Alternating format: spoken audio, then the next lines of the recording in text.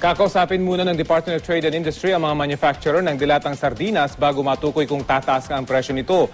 Ito ay sa gitna ng pagpapatupad ng fishing ban sa mga tamban at mackerel sa Visayas. Balitang hatid ni Tricia Zafra. Bahagi na raw ng dieta ng karaniwang Juan de la Cruz ang sardinas. Masarap na, mura pa. Hindi na linuluto, lalagyan ng kalamansi. Instant na siya, bubuksan mo na lang, makain mo na agad. Di tulad ng sariwang isda, sasawgan mo pa. Pero baka kailanganin daw na dagdagan ng budget. Ngayon kasing bawal munang mangisda ng tamban at mackerel sa ilang bahagi ng Visayas, ayon sa isang manufacturer ng dilatang sardinas, magre-resulta ito sa kakulangan sa lokal na supply. At locally, wala tayong mabigay, wala tayong makuhanan, then kailangan natin mag-import. Yung importation naman natin sobrang mahal, hindi rin kaya ng cost, kaya possible na tataas talaga yung presyo na 50 cents to 1 peso per can.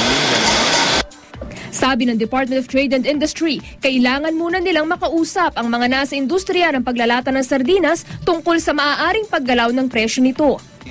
Ang Bureau of Fisheries and Aquatic Resources naninindigang hindi magkakaroon ng kakulangan sa supply ng tamban at mackerel ngayon dahil marami nito sa Zamboanga. Limited lamang po yung area ng application. Dito lamang po sa bandang eastern portion po ng western portion po ng Visayan Sea.